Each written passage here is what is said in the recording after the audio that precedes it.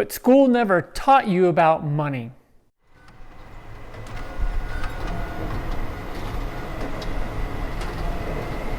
Today I want to talk about what school never taught me about money, the power of real estate, the power of leverage. But before we get into it, be sure to subscribe to my channel, like this video, I'd really appreciate it. So as I mentioned, I'm Brenton Haynes. I'm a real estate investor. I'm a real estate advisor as well. I've been doing this for 20 years. My family's been investing in real estate 60 years. We have a large portfolio of almost 900 units in the Los Angeles area. I grew up in this stuff and even I blew it. Even with a father that was just super successful in real estate, could teach me anything and more than what all these gurus can, I kind of blew it. And I want to tell you where I blew it. And if you're young now, if you're in your 20s, can you invest in real estate? If you're in your 30s, 40s, 50s, can you still get in the game? And you totally can. So let's dive in it. What school never taught me about money. It's real simple, guys. It's real simple math. So everything that we should know about money, we learned by 6th grade. Simple adding, subtracting, multiplying, dividing. That's all we need. I spent years in school. I hated every minute of it. I did the college thing. Everyone said it'd be better. It did not click for me. In fact, I went to community college. Within a year and a half, they told me not to come back. I was academically dismissed. I was just so tired of opinions. I wanted facts. So what did I do? I actually ended up going to trade school. And I was an auto mechanic for 10 years. Here I had this super successful father in investment real estate, and now I'm an auto mechanic and I'm fixing cars. And you know what? It was really the right choice for me at the time. I was still kind of floundering. I just didn't get these concepts. I didn't know how to read it and apply it. I was always given a worksheet and it was just fill in the blank or do this or do that. And I was just so checked out. And I had a hard time connecting the dots.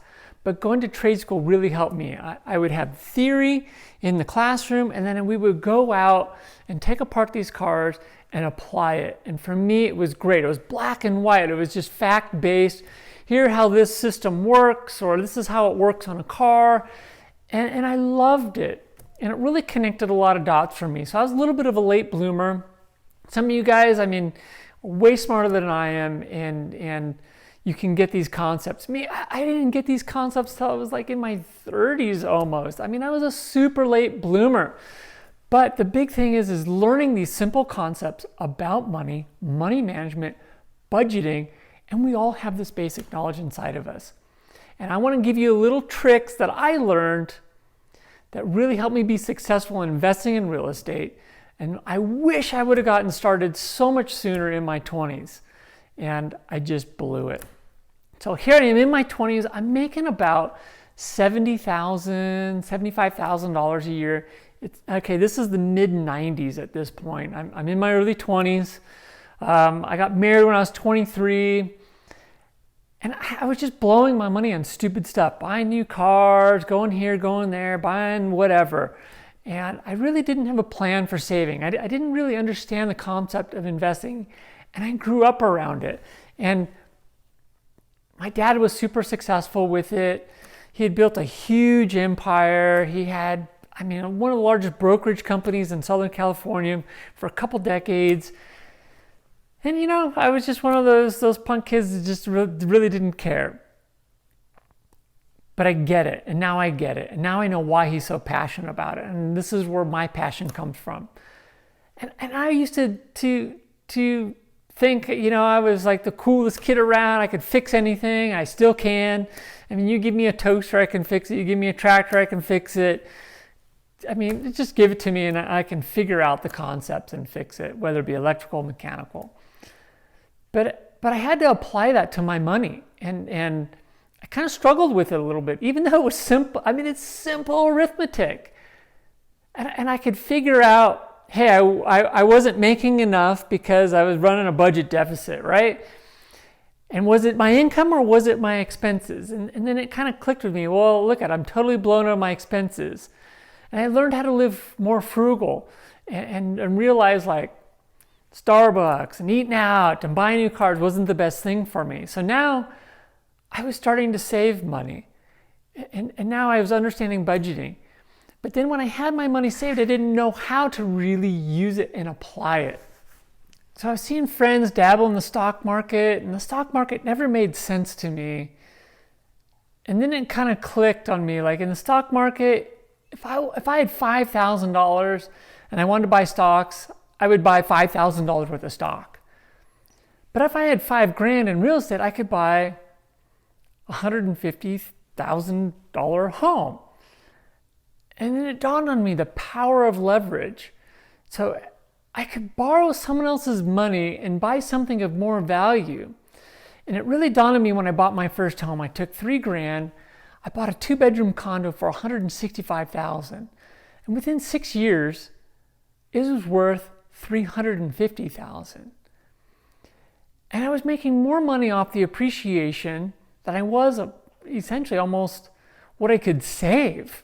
And then it dawned on me the power of leverage. And I was able to use that money to really start off a lot in my real estate career and be able to leverage that $3,000 I initially spent into other properties. And it just was a light bulb that went off. And now, can you over leverage yourself? Can you make mistakes in doing this? You totally can. And here's the key. And this is what a lot of people who get into real estate don't understand. So if you totally miss this entire video, grasp this one concept about real estate.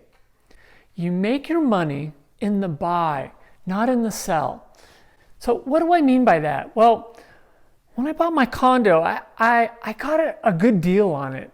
And I didn't pay full retail. In fact, I had instant equity. So my $3,000, I already made when I closed, I made $25,000 in equity.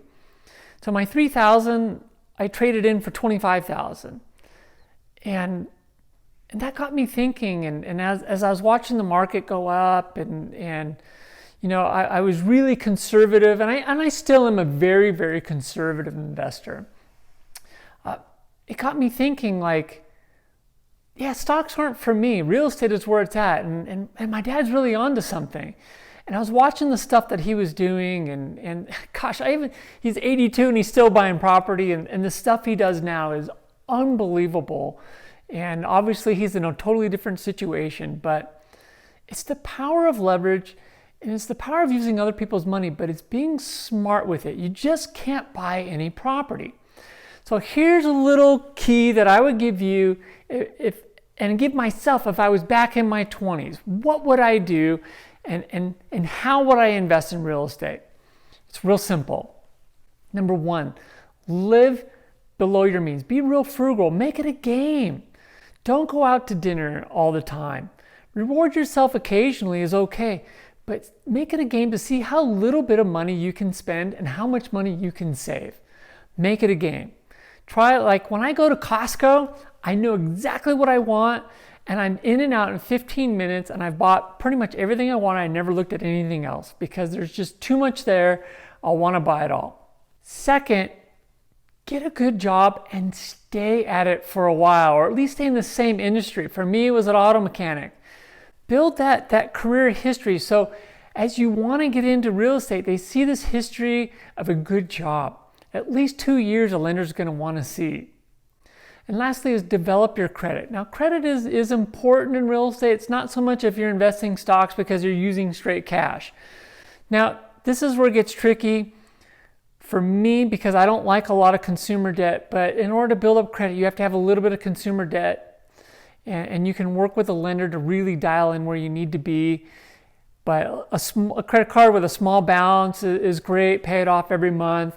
And I always call my credit card and tell them don't overdo it. Like I said, I'm capped at $10,000 on my own personal credit card, and that's it. Okay, and that is well below my means of my monthly, and I'm happy with that. And I have no debt whatsoever, and that's all I need. So if you focus in those 3 areas, within a couple years, you should have enough money saved up. You should have your credit in line, and you have a good history, a work history. Now from there, what you want to do is you want to find a home that you can buy with instant equity. It's not buying any property. It's never paying retail for real estate. And it's a game of patience, right? So you have to be smart, you have to be educated on the market, and you got to find that right buy. Remember, you make your money in the buy.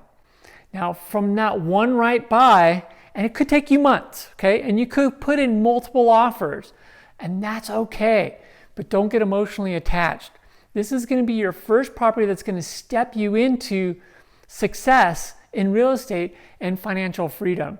This is going to be a property that can springboard you into other properties where you're producing cash flows now, where you're not dependent on a 9-to-5, and eventually you get rid of that 9-to-5. So, but it all starts with this first few maneuvers in getting everything right. So if you can buy a property with 3% down and you're making instant equity, so let's say you're putting five grand down and you're making $20,000, $30,000, $50,000 in instant equity, that's where you need to be. So educate yourself on the market. Find a great real estate mentor. Now, in this market right now, it's a little tough to find some of that stuff. It's out there. You got to put yourself out. It's not going to come to you. You got to sniff them out. You got to be aggressive in sniffing out these deals. Now, the market may change the next couple of years. Maybe you're just getting started. Line yourself up. It's not going to hurt you. In fact, it's only going to make you better with money and making good decisions. Okay? If you have some debt out there, get a plan to get it paid off. These are going to be smart choices that are going to springboard you into that financial success and success in real estate. So if you have any questions, because I know every situation is unique and you're going to go, what if this, what if that? And that's normal. My situation was totally different in my 20s than maybe yours was in the 20s. Okay, I even had a great mentor under my nose and I totally blew it and didn't see it. So find someone that you can mentor with. And it's surrounding yourself with successful people and not with people that blow their money every weekend, going snowboarding, going to Starbucks, going out, drinking beers all the time. Surround yourself with people who want to succeed and build each other up. So, guys, I'm Bretton Haynes. Thanks so much for watching. Reach out to me if you have any questions. I'm happy to help you no matter what market you're in. Love to chat with you. I love real estate and I want to see you guys be successful and not make the same mistakes that I've made. So hopefully that was helpful. I'll see you guys on the next one. Have an awesome day.